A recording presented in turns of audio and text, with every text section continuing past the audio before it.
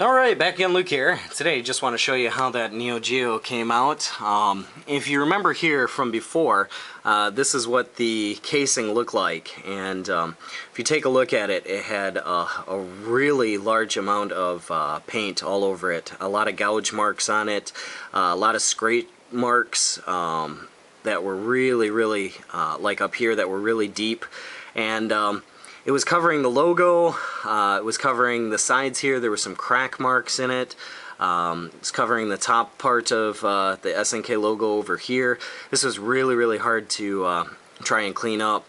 But what I wound up using is a magic eraser, and those are pretty common. I think a lot of you guys out there know what the magic eraser is. If you don't, it's pretty much like an abrasive sponge, and you add water to it and you can take off a lot of stuff. But the problem is, if you use it on textured items, it'll actually take the texture off of it. But this is after using the magic sponge for about an hour and a half.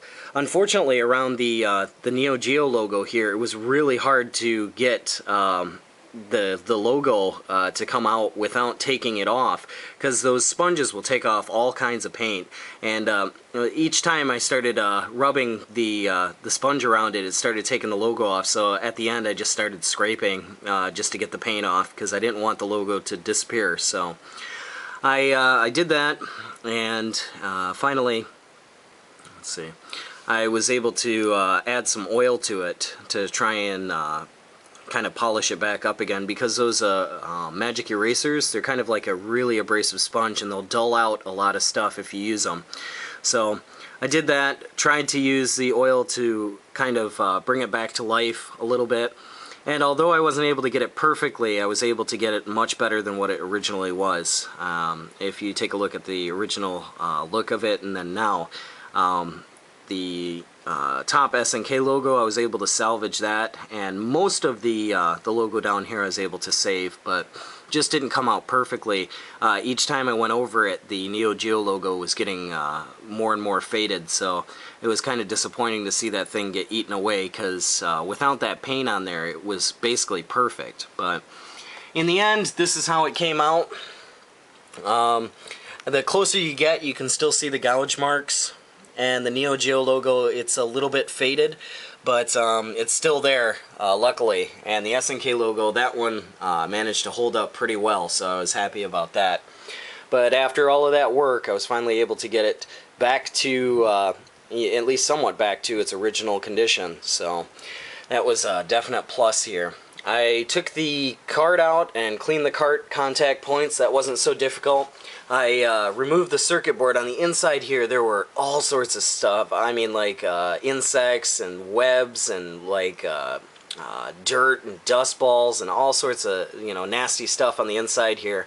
Clean that out, and the pins weren't making a good enough contact, so I used this. This is a really small, like spike screwdriver, and I used that for each pin to bend the pins back out, so it's got a nice solid fit. And the controller, when I took this apart, had a couple of broken posts which were holding the circuit board, or used to hold the circuit board in place, and that was probably the reason why the buttons weren't working. But once again, this was really nasty on the inside. And cleaned up all of the buttons and the bottom parts of the buttons, put it back together, and lo and behold, she fires up. So I figured I could just turn this thing on here and show you what it's doing. Let's kill the lights. Kind of hit the switch here, and you can see it works great. No problems with it at all. Start button, the controller, everything works fine.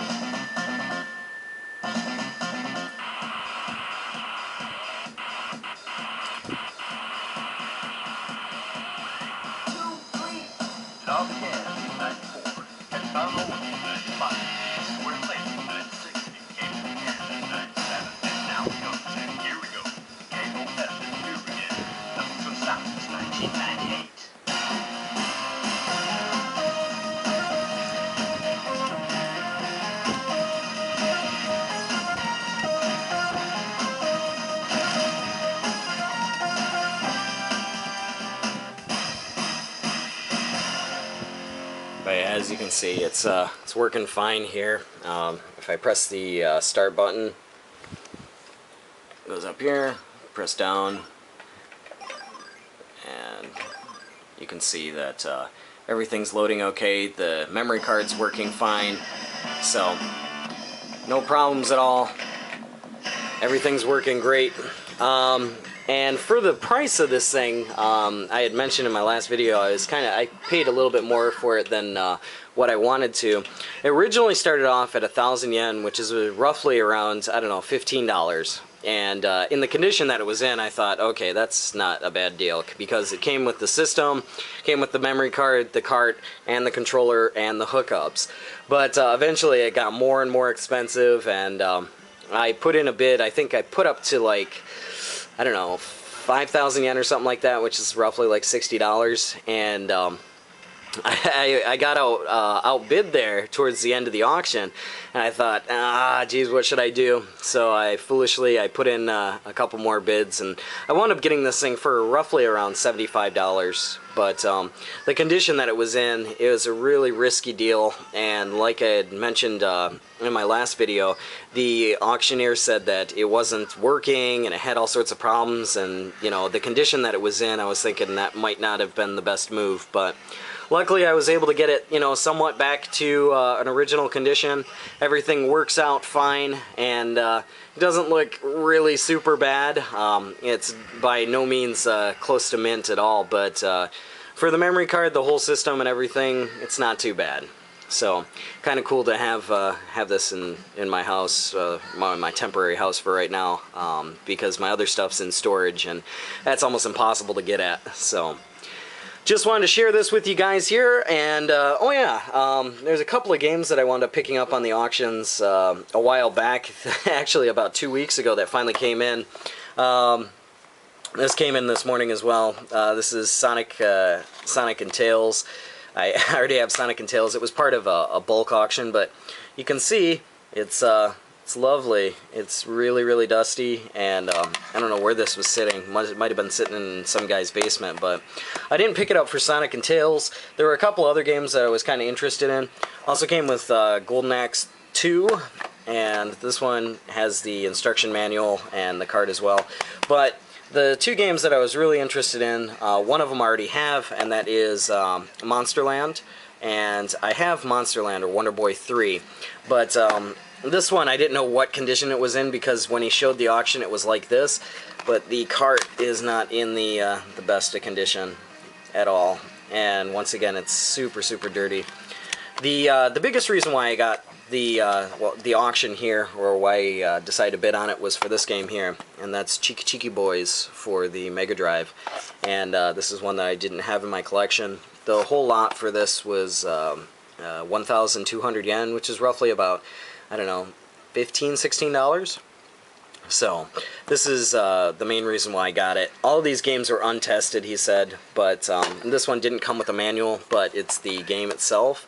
And still a bit dirty, needs to be cleaned up, definitely. You can see by those contact points, but that's something else here that I wound up picking up, and hopefully I'll get a chance to get the old Mega Drive out and do some playing with Cheeky Cheeky Boys. I saw that Nerox put up a video of it on What Game Am I Playing, and I saw it on the auctions, and I thought, oh, I kind of want to play that, so picked that one up. Really cool looking side-scrolling kind of Wonder Boy and Monsterland looking game. But yeah, so for the most part, we got the Neo-Geo up and running. It's working good, no problems there. I still have to get a controller here wired up for that Jurassic Park PCB. Hopefully I'll be able to do that within the next day or so. It's Sunday right now, so maybe tomorrow-ish I'll get some time and try and play around with that. But just figured I'd show you what's going on over at Luke's Pad right now, and yeah, not too bad so far. But that's about all for me for right now. Like always, I'll put up another video here soon, so thanks for watching.